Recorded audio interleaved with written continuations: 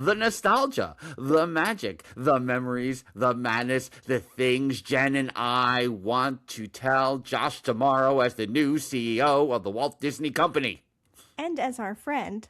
So check out this Theme Park Thursday with Dillos Diz. Now is the time. Forever? Tangent. Old. Halt. Hashtag always MGM. You are approaching the unloading area. Calm down. AK haters. But what if it could? Behold the majesty of the Sistine ceiling. For the kids. A salute to all theme parks, but mostly Walt Disney World. Ha! What a cute ending. Aloha and Don't Dillo it. This is Theme Park Thursday with Dillos Diz. She is Jen. Hello. And I am Frank, and we are here on the Monday night. It is March the 16th. Austin 316. It's 316. It is 3 days. Yeah, everything is wrestling. 3 days before Theme Park Thursday. But we're here on a Monday night at DillosDizResort.com. That's our Patreon with memberships beginning as low as $1 per month. DillosDizResort.com.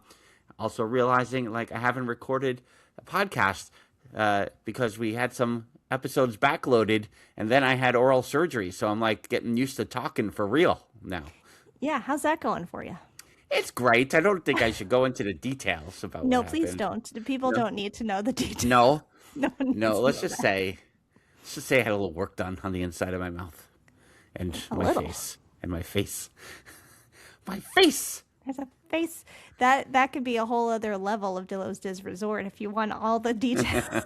There was basically, there was a lot of stitches and there was a lot of things. I couldn't do a lot of things for a little while. Mm-hmm. And here we are. But it is March the 16th, 3 days before Theme Park Thursday, March 19th. On this March 16th, 1 year ago, we were taking a glorious night in our final night at Jelly Rolls on Disney's Boardwalk. Can't believe it's been 1 year. Oh, in the history of this podcast, and for all the nostalgia that we talk about, that night at Jelly Rolls, right up there with the things that we talk about on this podcast. You couldn't have framed it better. Cast member night, Scotty in the house, all the classics.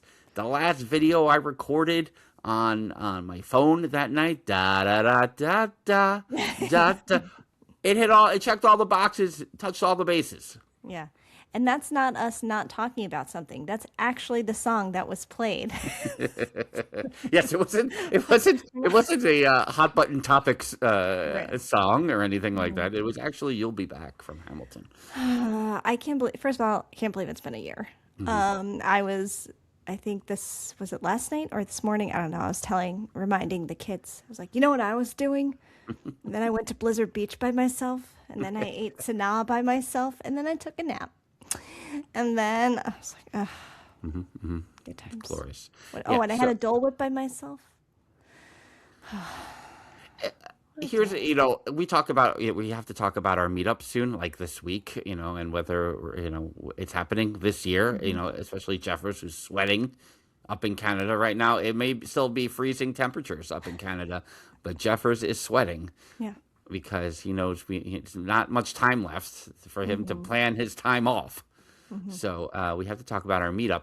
But, sometimes we talk about the Hoop-de-Doo musical review and whether or not we would go to that. Yeah. And so I wonder sometimes, would that capture the same nostalgic feeling if that was part of... and so, that Jelly Rolls night, again, cast member night, it just I was like, oh my God, I am in 1996 with some modern songs right now. Yeah. And so I try to think about like what other, kind of insular experiences can be had that would feel that nostalgic, and Hoop-de-Doo is up there. Two things. One, was that the first time you heard Pink Pony Club? I mean, I'm sure I heard it, but it didn't. Yeah. It didn't stay in my head until after. Right. And number two, should Hoop-de-Doo be the event of the meetup? Right. I mean, and we always seem to have one big event. So, it has been the case in each of the last three meetups. Two not so scaries and Yeah. two Christmas parties. But True. that is what we were doing 1 year ago. Last night it was the Oscars. Yes. We have an Oscars channel in our Discord. Who Oh, requested to have that? I did. So Yeah. there is a one channel Discord associated with DillosDizResort.com. But if you join for free at Dillos Diz Resort, you get access to some channels in Dillos Pop. We have a Yeah. Dillos pop culture based Discord. And then, but if you wanna do the $1 a month, then you get to access to all the other channels we have, and the Oscars channel was one of them. And when we started the Dillos Pop Discord earlier this year, I said to Jen, I said, "Ooh, do an Oscars Discord. That will motivate me to see the movies." How many did you see? 0. What about the animated ones? I saw K-pop Demon Hunters. I guess technically, I did not see Zootopia 2, and I did not see Elio. What? No. What are you doing? Yeah. You So. are way behind. I have now seen both of those movies multiple times. Oh, you've seen Elio multiple times.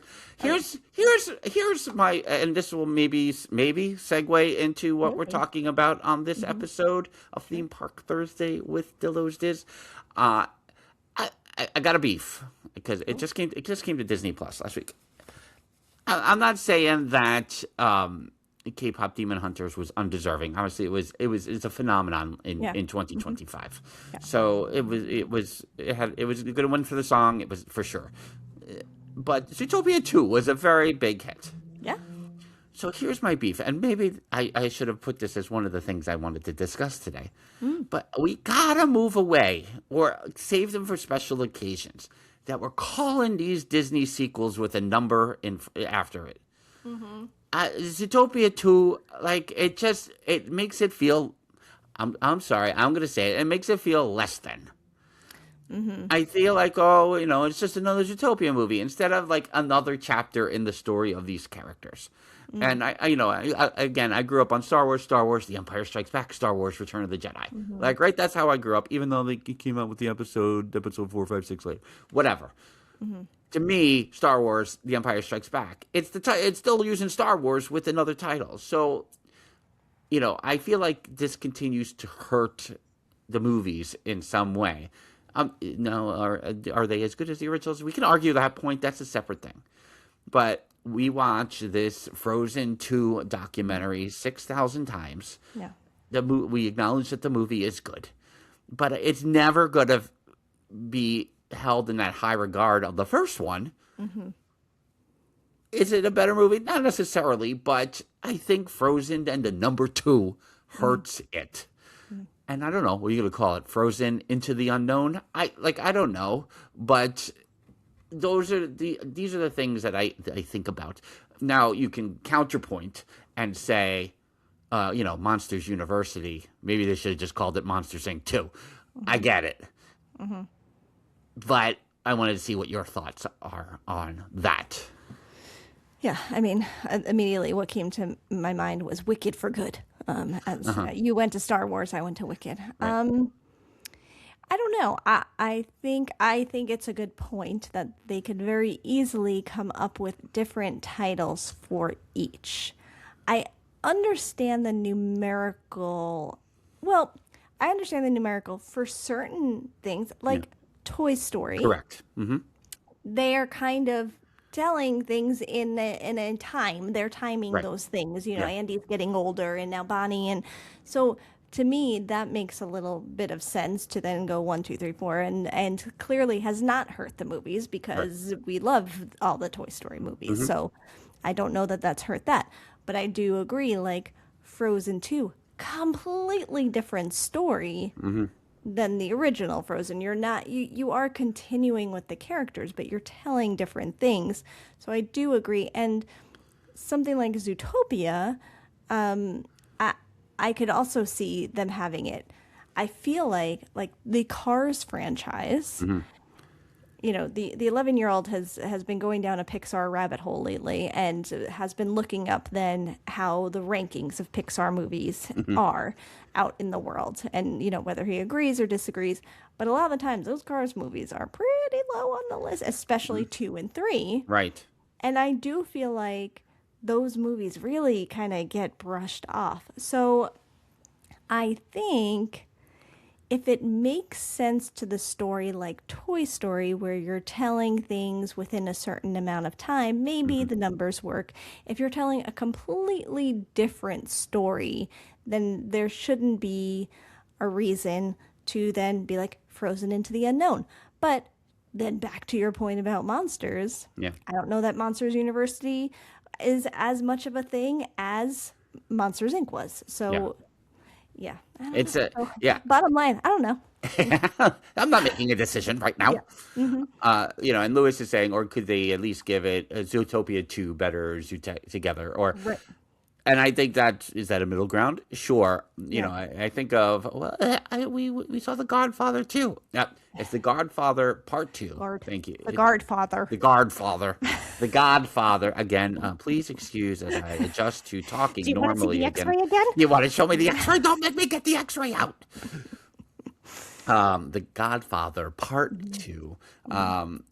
So that, and again, is it a get off my lawn scenario? Maybe a little bit. But I do, in Zootopia's case, which made a heck of a lot of money, where people said it was just as good, if not better, than the original. I didn't see it.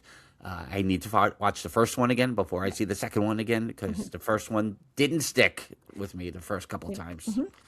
But I feel like that hurt Zootopia's chances in this race. And yeah, maybe K-pop Demon Hunters was just a runaway and everyone knew it.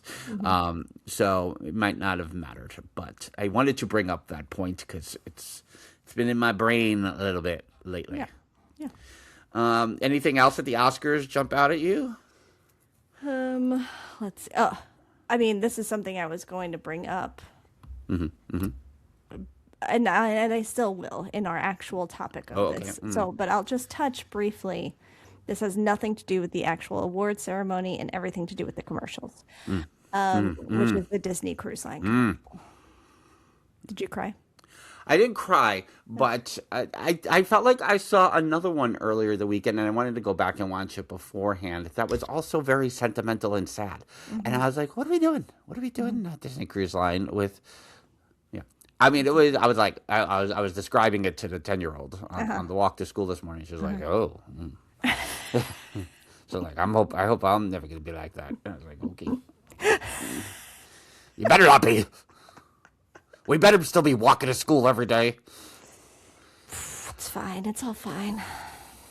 I'm doing fine. She's 10. It's fine.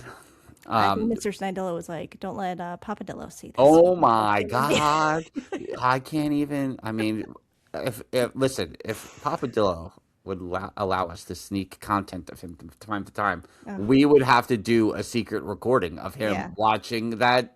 It's just like, Papa Dillo, you got to sign this piece of paper that says we're allowed to record you at any time we want and show it to our guests at dillosdisresort.com and then play him stuff like that. Do a little bit of this at the end. That was pretty good. It's not bad. All right. You want to look, see how much it is. See, look at it. What are they running? See what it's running. You want to do it? I don't know, 4 nights.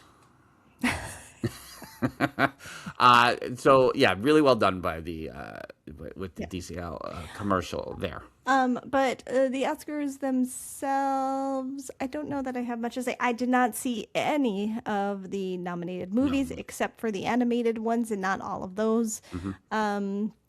I appreciated the new Oscar for casting. I was like, why haven't these people been recognized? This is kind of a big part of the whole process. What? So I did appreciate that. And yeah, I could have watched One Battle After Another or whatever that movie is called on the plane on the ride home from Florida last month. I chose not to and watched Good Will Hunting instead. Sure. So that Which has one of the actors who was nominated, so it basically counts. it counts. What's his name? Stellan Yes, Skarsgård. yeah. And so I allowed, I could have at least gotten the Best Picture winner in. Right. But all the Oscars did was make me want to watch a movie I will never watch, which is Sinners, because I'm not, I don't like the scary. I'm afraid of it. I just don't like it. I'm not watching it. I started reading the plot of it. I was like, oh man, I'm not gonna be able to watch it. Guys, I love Michael B. Jordan. He's awesome and Yeah. everything. So that's part one. Part two is the musical number they did. I was transfixed, mesmerized by. What a awesome live performance. Mrs. Dillo went to watch Misty Copeland's retirement in the fall. And so to see her on stage in this number, mind you, 3 months after she had a hip replacement, My God. like awesome. But everything, just the camera work and the music and how everything was that was some. I got goosebumps just thinking about it. Yeah. And that was really well done. And of course, the other thing I want to do now that it's 25 years old is watch Moulin Rouge again because you and Nicole. You know, I gotta put that on one day and just start it because Mr. Sandillo never saw it. What? I have, I think, shown him the big musical montage. Does someone wear a fedorable in that movie? Oh, perhaps. Perhaps I'll have to go through. So we might as well watch it so I can go through and find one. I have other movies though. We got to get to them. You got a fedorable coming up. You want to? Adorable coming up probably next week where we will be discussing An Affair to Remember.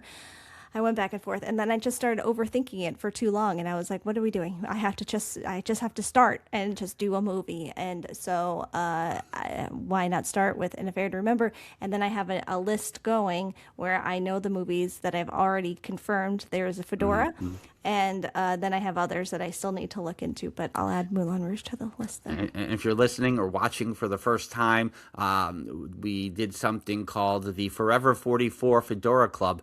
Back when I was 44, I mean, I think we cheated and started when I was 45, but that was the Forever 44 Fedora Club. If there was a movie with a fedora in it, we watched it and talked about it. Did about 9 of those, maybe 8, 9, not 6 or 7, 8 or 9. And now Jen, 7.5 years later, is 44, just to point that out. And so we're not calling it the Forever 44 Fedora Club 2. No, No. it has a new name. We're telling a new story. Yeah, the Forever 44 Fedorable. Because it's all going to be my movies. I mean, and yeah, I think we might, if it doesn't work, I mean, we might have to do a Moulin Rouge separate. I don't know. Like It's a separate thing. It's I own could thing. talk about that movie for hours. Forever? So, forever? What about when Scotty did that? That was a good And movie. Jelly Rolls 1 year ago today. My God. Going back to Sinners for one moment. Yep. I was talking to a friend a few hours ago who asked if I had seen it, and I said no. She has, and she said it's a little more dark than like scary, but she is also someone that likes scary and hard. So I'm also like, but what's the scale there? I gotta figure that out. Also about Michael B. Jordan, because I love him, and I said last night in a group text with you and Mama Dillo that my love for him goes back to Parenthood. Not even thinking, hello, all my children. Oh. Children. Oh, yeah. Which I totally forgot, and because I've just rewatched Parenthood a few times now in the last decade or whatever, it's fresh in my mind from that. So even further back. But I saw Susan Lucci, who lived right by us growing up. Yes.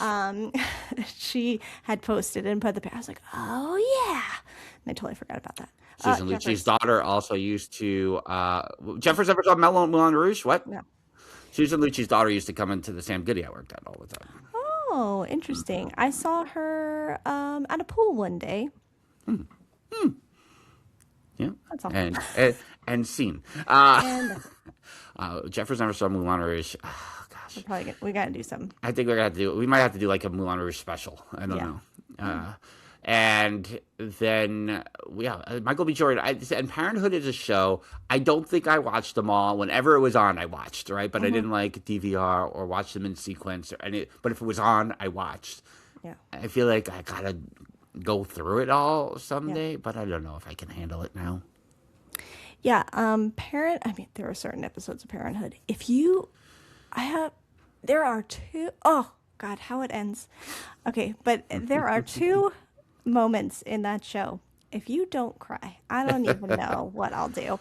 But the ending, if you don't cry at that ending, I feel like I watched the final episode, but I was a different person back then, so God, we'll have to discuss. annoying. Discuss But further. Parenthood and Parenthood and Gilmore Girls.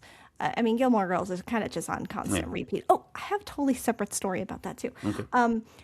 But as I go through the seasons, and it's kind of the same with Parenthood, that if I rewatch it now, there are like, I'm really annoyed by this storyline. Why did they do this? And then like the next time I can like appreciate it a little bit more. But then the next time I'm like seeing something else. Like I find storylines or characters or whatever, like I find some seasons that I'm like, yeah, this was great. I love that they did this. And then certain seasons, I'm like, this was annoying. Same with both.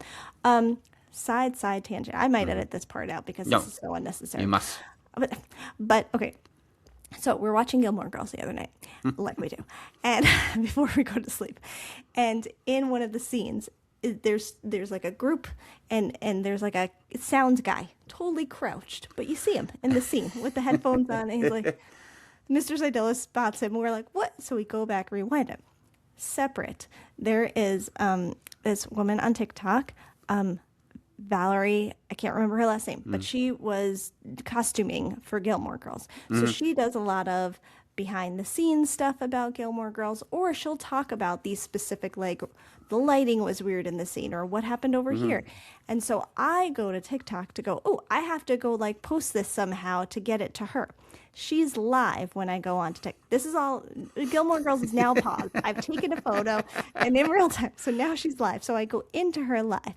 And I go, I was just coming on to go onto your page because I just spotted something on Gilmore Girls.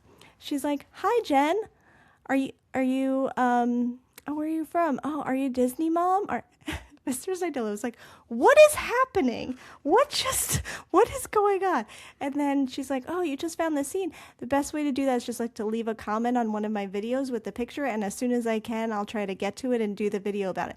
And so now she starts playing Disney music during her live. And I'm like, well, now I have to stay here because she's and Mr. Said, we were minutes from going to sleep. And he's like, I don't understand what just happened. We're watching Gilmore Girls and now you're talking to somebody and she's TikToker? and she's addressing you and she's what's happening?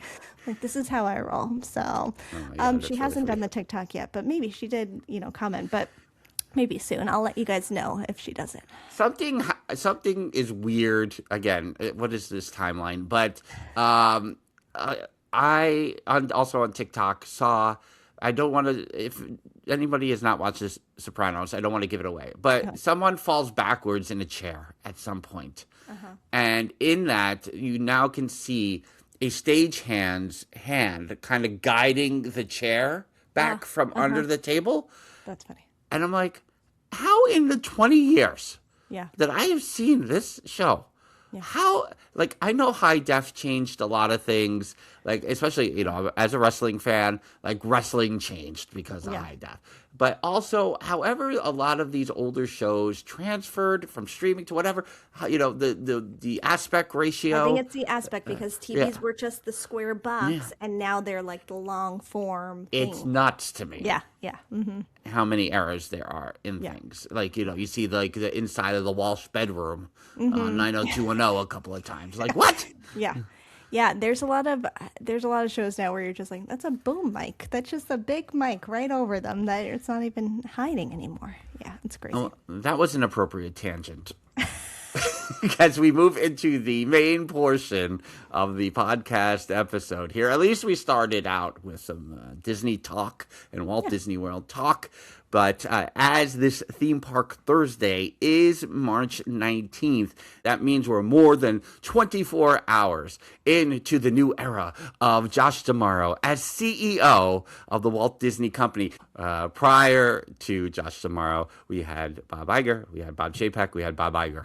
And now we are here with Josh D'Amaro. So what I had planned with Jen, and of course, if we're planning, that means not much planning, is I want to come up with some things I really want to see out of the Josh D'Amaro CEO time here as it pertains to the park. I understand he was already overseeing all the parks and all the places. I get that.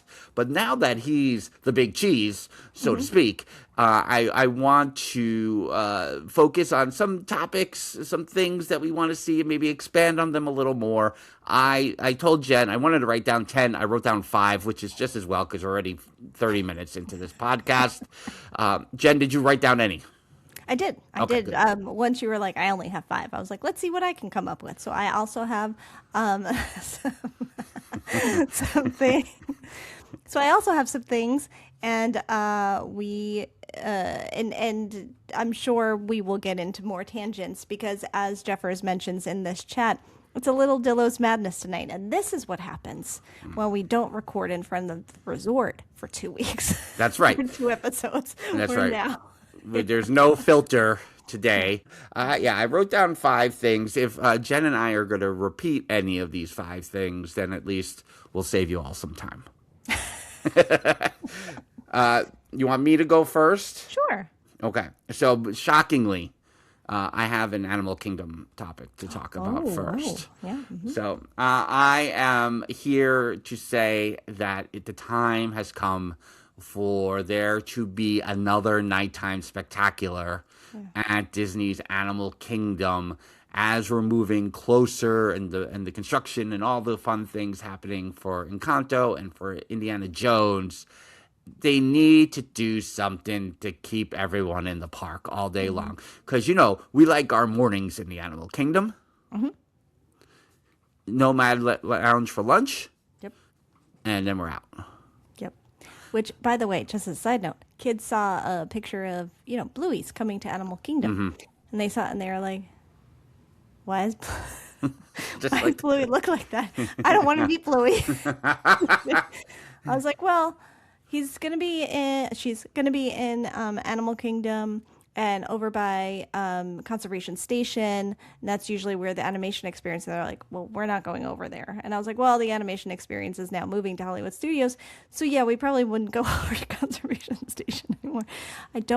I'm not a hater. The 10-year-old just watched the live stage show that is on Disney Plus now of Bluey, which is a lot of puppeteering and pre-recording thing, which was very fun, for the kids, theatrically, in the audience, especially you see them having a good time. But we were talking about how good the instrumental music is in Bluey. Yeah. Oh my God. It's just chill to that music. Good. And so that's funny though about Bluey. But yeah, so if that's your morning and at your Nomad Lounge lunch, maybe stay in the afternoon. You got to get me to the end of the day. If I'm going to do Encanto and Indiana Jones in the mid portion of my day now, I'm going to assume those are going to have long waits if I'm not doing a lightning lane or anything like that. Now I got to dedicate more time there. Get me to the end of the day. So give me a good walkout. I need a walk out of the Animal Kingdom. It's time. Yeah. And really, I think the day you're describing can be a typical Dillo type day where we have the morning and we have lunch and then we head back and we relax and we have some pool time and then we head back for the Encanto Indiana Jones nighttime spectacular. That's a full day. That's a full Dillo day in a park right there. Yeah. So that's an acceptable, that is. And when there was Rivers of Light, we went to Animal Kingdom later in the day. Yep. You had the lights in Pandora, which are cool, and a Tree of Life, obviously cool. But so let's go. Let's go all the way to the end of the day again, please. Yeah. And so my suggestion is that it should be Moana based. And I don't mind the Moana attraction in Epcot. I think it's fine. I think it's appropriate. There's water on that side of the park. I always love ourselves some good fountains, some essential fountains. Yeah. So it's not that I'm unhappy with the Moana presence in Epcot, Yeah. but I think a Moana nighttime show with like the illuminated grandmother there in the water like underneath, like, would be a really cool visual. It doesn't have to be a 30 minutes thing. It can be, I think, really, really a nice music light combination there. I like that idea. Since we were talking so much about Zootopia, if you can do like a really fun on the water, and I will say, Zootopia, the first one, also did not stick for me. I don't know that the second one is like sticking for me. I've just seen it now more. I saw it in the theater and now I've seen it at home. But the Shakira songs from both movies, very big.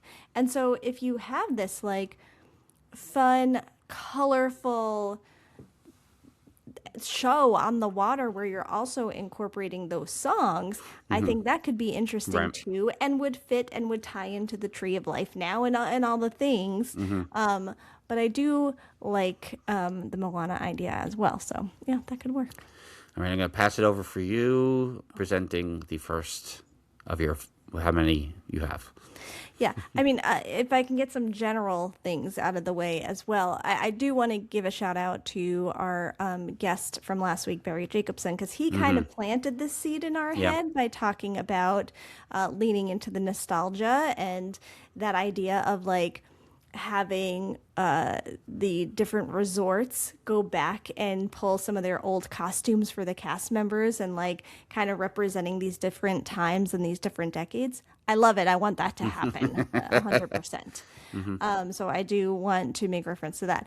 I think overall, I think I want there to be, and I don't know how exactly I have some ideas, but I want some simplicity. I want more simplicity to Disney because Disney used to feel, Disney was always crazy, yes, and you always had to do some planning and there was always a lot to see and do, but it also felt simple at times, and I just want there to be more simplicity. And I know it's hard with the Lightning Lane, and I know it's hard, but like getting back to having the cast members feel empowered to make these magical moments and do these things, having the Mickey stickers to hand out to kids, like just can I call from my room and like make a dining reservation, like just like little thing. Can I have a chocolate shake at Beaches and have a glass and the extra cup?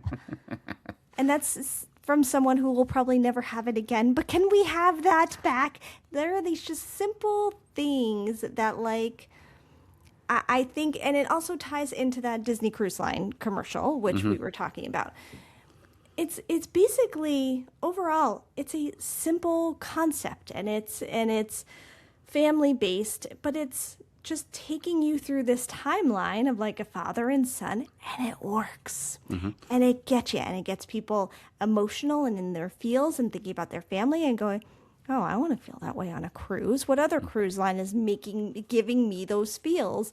And also to say, a lot of the simplicity and even these family-based things, that is however your family looks. That is not just if you are people with kids. That is groups of friends. That is just a married couple, whatever it is. It's however your family looks, but that idea of things being simple and a little bit more laid back and a little bit nostalgic and just getting in the feels and the vibes. Is that so much to ask?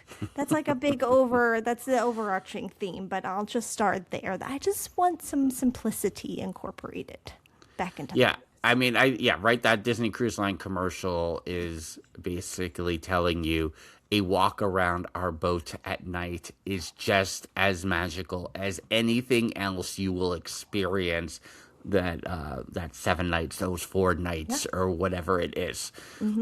And I had on my list, so you'll knock one off my list here. I was like, just let the resorts be the resorts, Yep. and which ties a little bit into that Barry Jacobson conversation. And it's I just don't like inconsistency, and so we talked a little bit about Polynesian. Lilo and Stitch is not my jam, just like Barry was saying last week. Like, he needs to watch or appreciate it. He didn't connect with it, and I get that. But it's like that in other places where you go, which characters are there? Okay, why are those characters there? And instead of going, we're presenting these characters with this theme, and this is why. And I feel like that's lacking in a lot of places. And I look at a place like the Riviera, and I'm like, what are we doing here? It's a very nice place. Everything looks great.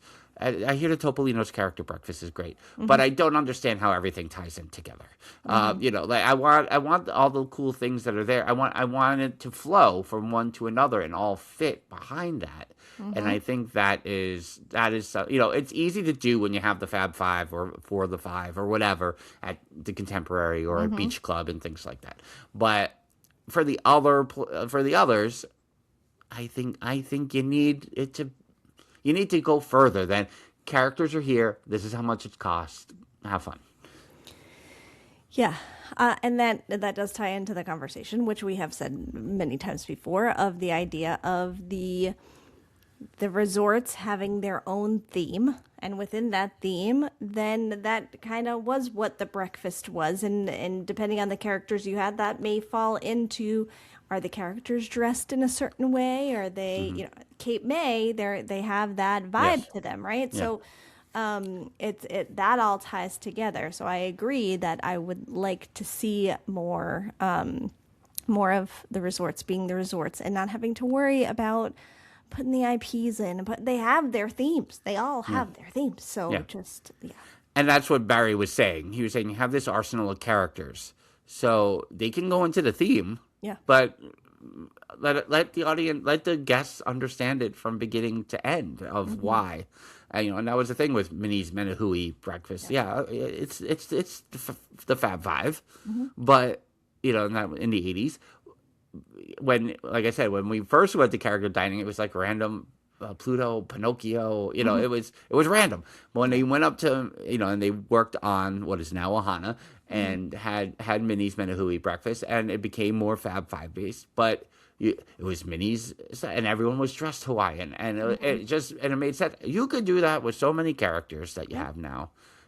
You could do anything, and some of it is logistics, and some are which characters fit best in a dining scenario. I've been there, I've done that, and sometimes you have big curly toed shoes that shouldn't be going around all these chairs. I'm just saying. Yeah. And so, but in the overall, it's everything you're doing at the resorts should fit the theme of the resort and be defined as that, and go that, and they'll say, oh, you can read about all. It's not enough. More. Yeah. I have a resort one on my list. Okay. Which is to bring back what Papa Dillo would do for a career in a second, and that is the greeters at the resorts. Yeah. Not someone checking you in, not someone carrying the iPad, just someone saying hello, maybe directing you, whatever it is. We loved the greeter at the beach club back in the day, and Papa Dillo still to this day. The gentleman? Like, you know what I would do? I would do that job. That's the job I would do. The gentleman, the lady, nice hat on the lady, gentleman. Yep, man, on point with everyone. It was perfect. Yeah. But again, something simple. It's just someone there dressed in the attire that fits to the theme of the resort, just greeting everyone and saying hi and welcoming them into the resort. And you can send your tweets if you've seen someone. No, they do that here. Consistency. Right. If it's happening, we're not seeing it. Right. Right. We're staying in the All-Stars. We get it. But we go to the Deluxe. More times than we are at the All-Stars. And we're saying we want to see more. Yes. Yeah. 100%. And like I say Beach Club Beach Club and Floridian is probably the two you would think of the most when it comes to that. But I feel like there should be a consistent person at the Polynesian or the Contemporary, or someone that is recognizable, who becomes the person you want to see every time you come. Yes. Yep. That's Agreed. that's the one. Yes. Which one do I really want to do? I have two big ones at the end. So we have talked about this before. We have talked about this since the holidays. We know it's about to open later this month in two different parks. But I'm gonna, for real, I'm not kidding anymore, need this Yuletide celebration in Arendelle, in both Paris and oh God, what is it? I forget now if it's Hong Kong or Shanghai. Someone's got to correct me in the Discord, in the chat here. But like we need that to be their holiday celebration. Yeah. Get the butts in the seats at the holidays. Get the big bell. Roll it out on the cart. Get the little animatronic Olaf singing the Holly Jolly Merry Very Berry song, whatever that is, and all the things. I need him to be able to to do the David Blaine levitation up to the top of the tree at the end of it. I need all of it. Yeah. Agreed. I have no argument except for the fact that it's ridiculous that we don't get it here, and I want it. Yeah. But we get Olaf introducing the animation experience, and then it'll be fine.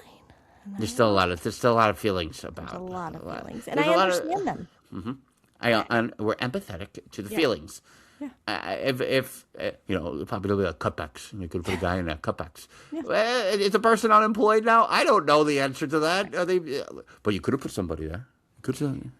Yes, and what I'm hoping is the animators are being utilized in different ways now in an animation courtyard. Can we get some animators back? Can they be hanging out and doing some drawings like in the old days? That's now on my list. How about that? I'm just adding that right now. I want them sitting and I want them sketching and I want to be able to watch them do their thing like I used to be able to do. In a Disneyland hotel, they had a guy at the drawing board doing the thing. Yeah.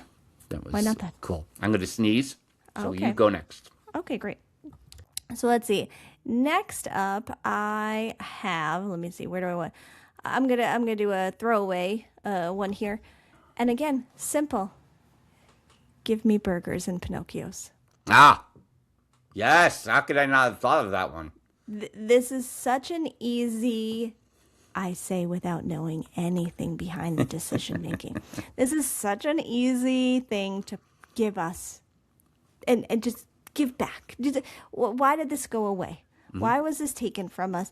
Don't give me a bacon, blah, blah, blah. I would just want a burger.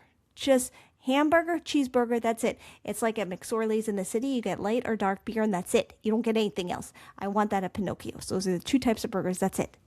And you keep your flatbread pizza. Nobody wants pizza in Florida. Nobody. Some people do. Listen, some people do. Listen, keep it on the menu. That's fine. You don't have kids to. Kids like pizza? My kid doesn't like pizza. So.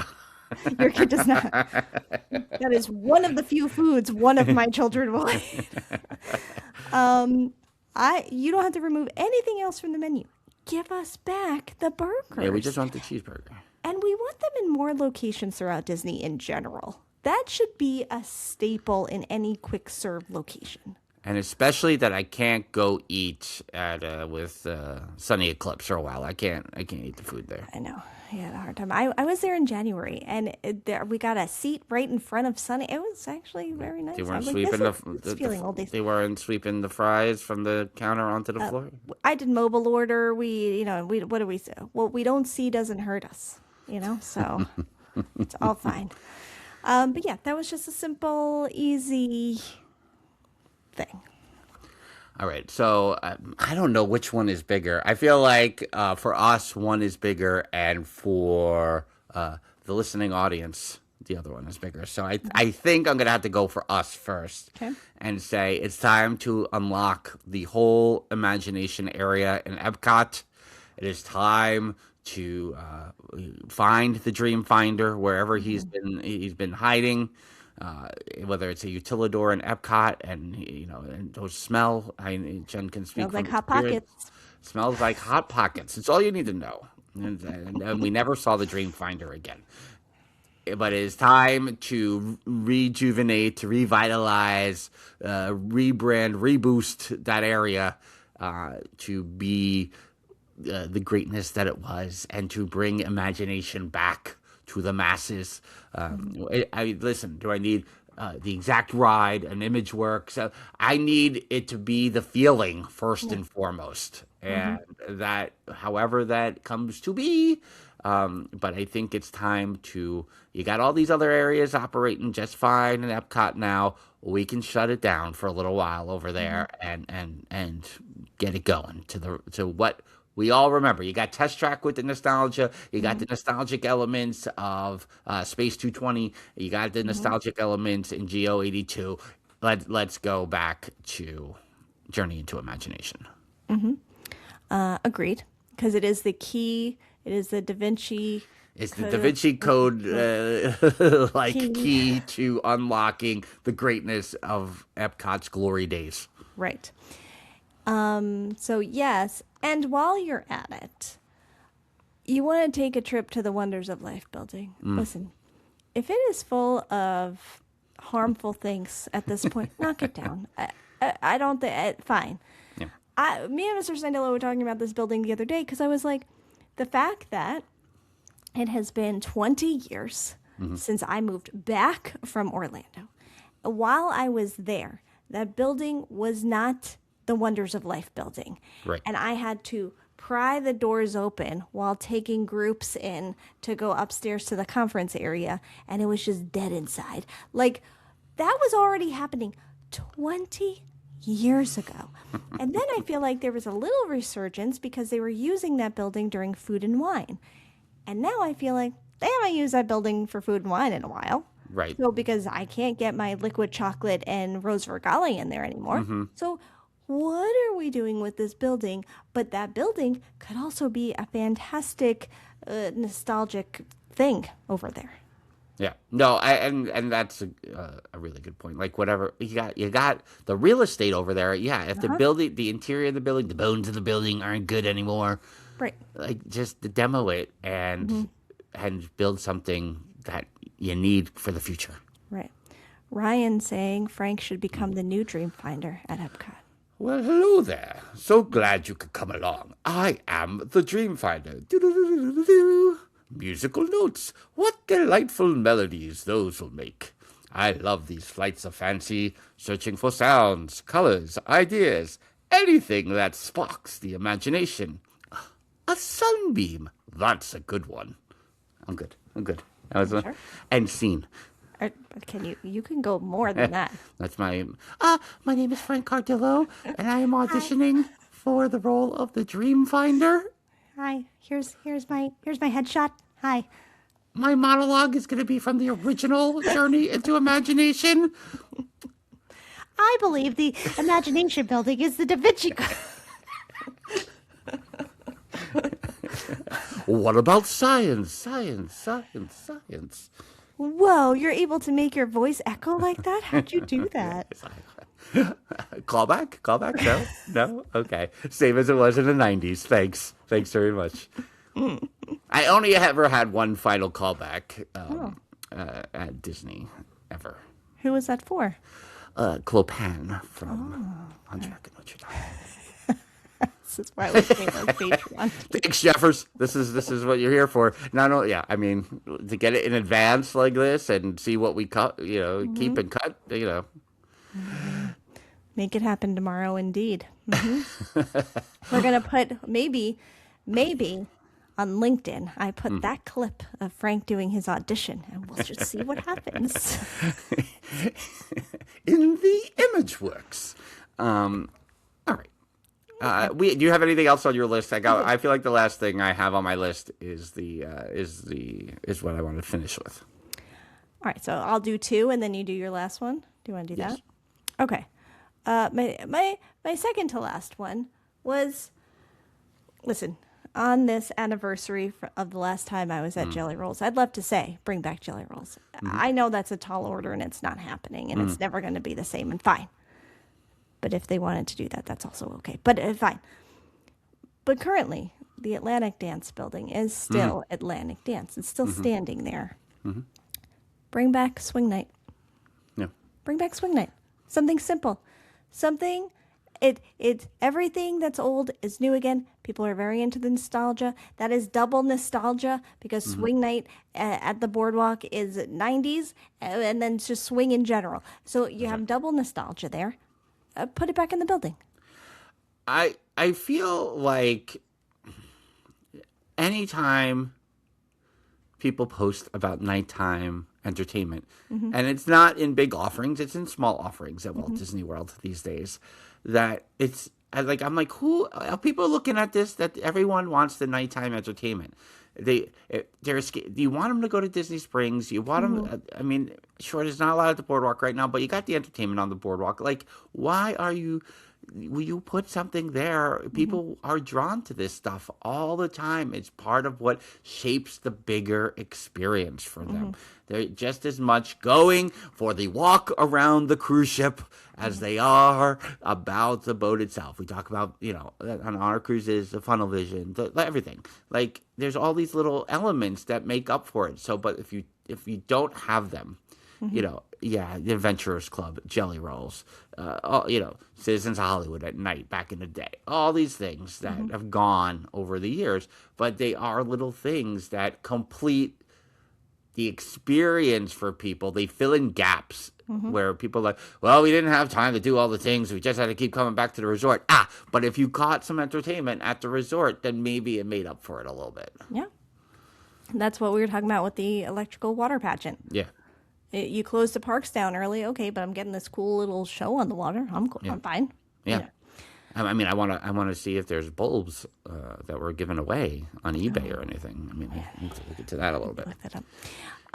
Okay, so that was in my last thing. And to say, listen, I would come up with a very long list that would include things like, also, Jelly Rolls and ESPN, put them back on the boardwalk. But then those things aren't happening. Horizons. I know these things aren't happening. So I'm trying to be semi-realistic about my suggestions here. But the last thing I had, which you have just said in your last talking point there, was the citizens of Hollywood. It's time. And enough is enough at this point. Bring them back. And you know what? To tie back to all of the nostalgia, bring back, I want the old skits. I want the games. I want more of the interactive. I want a lot of Citizens of Hollywood. I want them there multiple times throughout the day, including at night. I want them as part of the walkouts. I want to see them more often. Let's make this happen. It is time for that, for sure. And I think, again, especially when it comes to the studios, I think I'm curious about that park in general and the direction, right? The animation experience announcements give me some glimmer of hope. I'm moving on now that the Muppets are not in the courtyard and they're moving towards the Rock and Roller Coaster. I'm gonna let that play out and just wait it out and see what happens. And the thing that hangs me up a little bit is this idea that we're going from Galaxy's Edge to Monsters to Star Tours. I like the feng shui of that throws me off completely. But I also want to see what happens after Indiana Jones opens in Animal Kingdom. What happens to the stunt show? Like, I just got to think in the next 5 years, that side of the park from where Monsters is done to Gertie the dinosaur is all under discussion. Backlot Express, the theater, the theater for Indiana Jones. It's a lot of, and again, much like Animal Kingdom, it's a lot of retail over there, a lot of space, real estate. I didn't mean retail, I meant real estate. Again, get used to me talking. So I have one final thing. Lewis is also suggesting that the president of Dollywood watch his podcast. Maybe Josh will watch too. Hey, Josh, open door invite here. You've met Jen before. You have a selfie together. Josh, tomorrow, you are welcome anytime to chat with us. You know us. We're optimistic. We're full of hope. We don't like change, sure. But for the sake of change. For the sake of change. So, Josh, tomorrow, this is your official invitation to join us on a future Theme Park Thursday podcast. Sit down for an hour in these lovely windows, or, if you can fly up to New York. We know you're here sometimes. Don't Now you're CEO. You're going to see these shows on Broadway. So come on in. I got a room someplace that we can reserve. Jen will bring in her mics. I know some spaces around here. We'll reserve a space and we'll sit down and we'll have a nice roundtable conversation about all our nostalgic things that we would like you to implement. Thank you. Okay, thank you. Thank you so much. Okay, thanks. Thank you. Okay, Thanks. but only if you want to. You would not. We're not. There's Only whatever brings you joy. We just know we're here. Yep. Okay, final thing. And I feel like we haven't had a real discourse on this yet. And there has been a lot of rumors in the last month or so about what's really happening with the area. And I don't want to pull up all that news because I don't know what to believe about any of it anymore. And that is Villains Land and what's really happening with that space. And really, all I want to say to Josh Samaro as the new CEO, first of all, congratulations. Don't forget that invite is it's open-ended until our dying day. A little Moulin Rouge right there. And bringing it back. My only recommendation that I have is you gotta make sure that it has the classic villains element. And there's been a lot of rumors about what's going into it and which characters will be involved and why. And yeah, they can't mess it up. I think that's a big thing. But as I was hearing about different characters and who might be used and who might not be, who might be too scary and the Boo to You parade is your basis for all the things you need to know about Villains Land. If they're in that Boo to You parade, you can put them in Villains Land. Yeah. So it doesn't matter who we're talking. You're worried about Maleficent? Are you? We see Maleficent all the time. The Snow Queen, all these characters that walk around, the Haunted Mansion characters. If you could put them in a walk around in a restaurant situation, whatever. If they're in that parade and kids are watching them, they're all fair game to put in Villains Land. So the idea, like, we might bring it down a little bit, make it a little less scary. Like, those conversations are not surprising because back in the day when I worked at the studios, people thought the Great Movie Ride was going to turn into a villains ride, and the vibe, like, no, they're going to think it's too scary. They're never going to do that in a million years because villains were becoming really popular in that late '90s, and I think with this, like, you got to make sure you're putting in the characters people want to like and theme the attractions. So that's my first part, and then I'll let you go. The second part of it is this idea of, and I don't want to get too mad about it because I understand for the kids. I feel like we're in a model now where we got to have one ride that's state of the art, like a Runaway Railway or Rise of the Resistance. We got to have like a thrill ride probably because Magic Kingdom needs another thrill ride, and then we need a spinny ride. Oh yeah. What is the fascination with spinny rides these days? Yeah, I don't know. I just saw it to go back to Arendelle. They have spinning fjords. I'm like, yeah. Especially for me, it's like, especially in Disney, that's known for the teacups. Like, you got your thing. Why are we doing? And those Dumbo. Yeah, and Dumbo. Yeah, You got those swirling saucers. My kids love them. Love them. The 10-year-old loves the swirling saucer, which I will accept. I mean, I accept it for them, but also, it's Toy Story Land. This is why not something different in Toy Story Land? Why do we? But also, I kind of get it. Like, I don't know, but yes, I agree. The spinny attractions. We don't always that. I don't know why that's on the checklist. Like, I don't know. Yeah, in the Astro Orbiter. I mean, but there's so many. Like, that's the thing too. It's like there's enough. Yeah. There's enough spinny rides. Yeah, we're good. Are you just drawing kids to the back of Villains Land to go on the spinny ride? Like we're afraid they might be nervous. Let's put in a spinny ride. That's not good justification. No. And then what's the spinny ride going to be? I feel like the spinny ride in a villain's land would be much like what they do with the teacups during the party, the very merry Halloween, very merry, the very merry Halloween party, where like it's smoky and there's a little bit, So are they going to make it smoky and purple and green? That will still freak out little kids if they are afraid of this type of stuff anyway. So I don't know that you're going to get them with that. And you can't make it too silly and fun because it's not what villains is. As a 6-year-old who was terrified of the Snow Queen on that Snow White scary adventure, I did not ride that ride for at least 25 years after that. I get it. Yeah, I don't think you can make everybody happy. Yeah. In this scenario, I think you can only do the most authentic version of Villain's Land that you can think of and see what brings people in. Yeah, no, but they have to ride that line because if it was another theme park that I don't like to compare in Orlando, they'd go all in and whatever. That's not how Disney rolls. Disney rides that line. So even something like the Halloween party is you ride that line. It's not a scary thing. It's a very friendly for everybody thing, but also covers all the bases and everyone has a good time with it.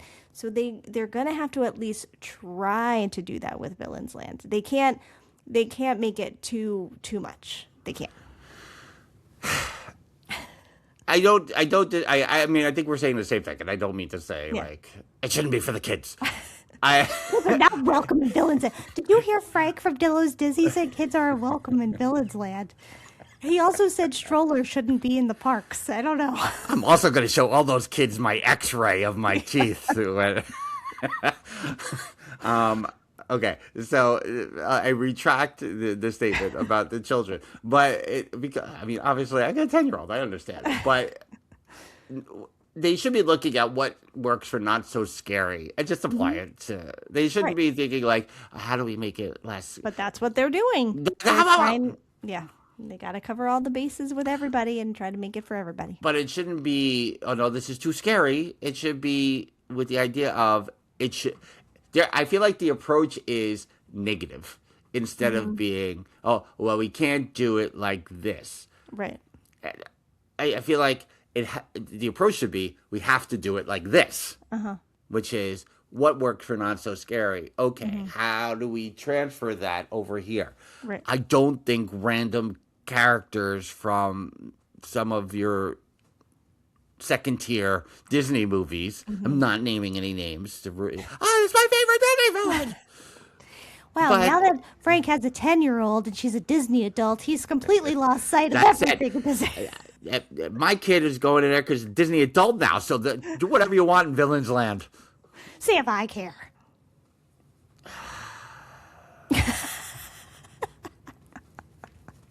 I mean, I want it to be for the kids, but also it's going to be for everybody, and that's what Disney's going to go for, is making it for everybody. And that might mean another spinny ride. It shouldn't be a spinny ride. But do another. No. And to say, I will go even a step further and say, I don't want to see another version of the mine train back there. Yeah, no.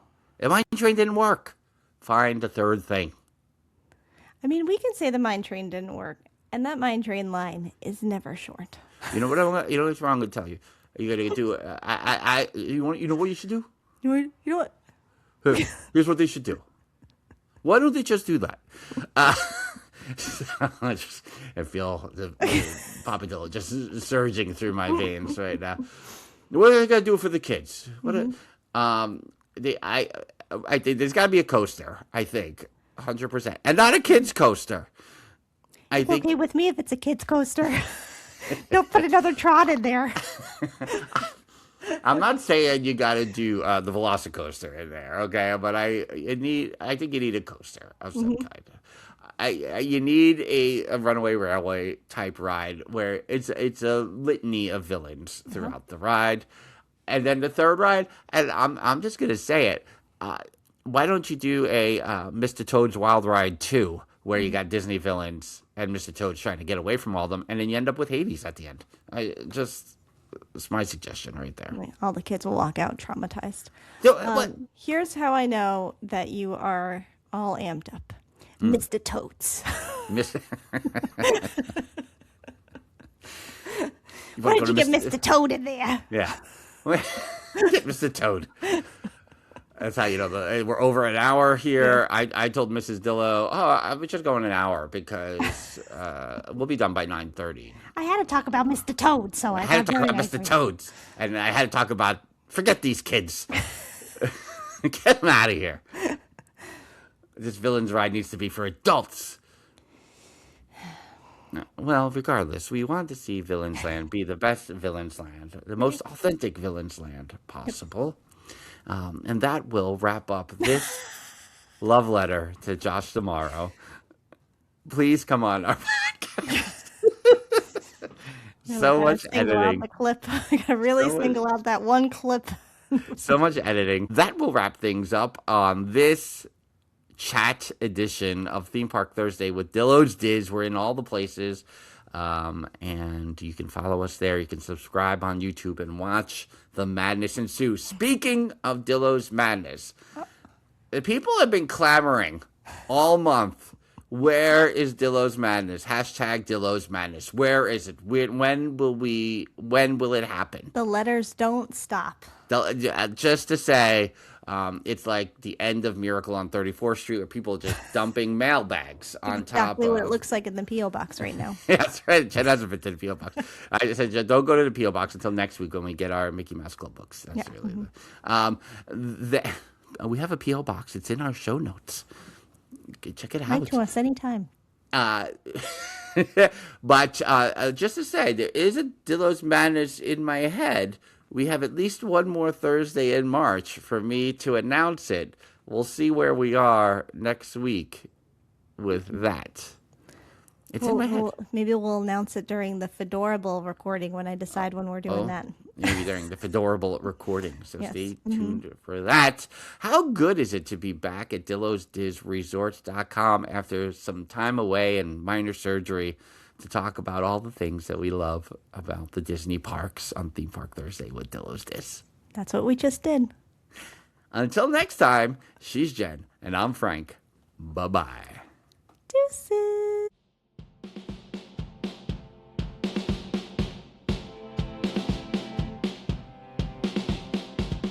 The Dillos Diz podcast is hosted by Frank Cardillo and Jen Cardillo-Snyder. Music produced by Matt Harvey. Logos and video production courtesy of Snidillo Studios. Dillos Diz Resort is our Patreon with tiers starting as low as $1 per month. You can visit DillosDizResort.com to learn more. Follow us on TikTok, Instagram, X Twitter, and Facebook at Dillos Diz. Check us out on YouTube by visiting youtube.com/DillosDiz. Don't forget to like and subscribe while you're there. We also have merch available on TeePublic and Etsy. For all this and more, visit our one-stop shop, DillosDiz.com.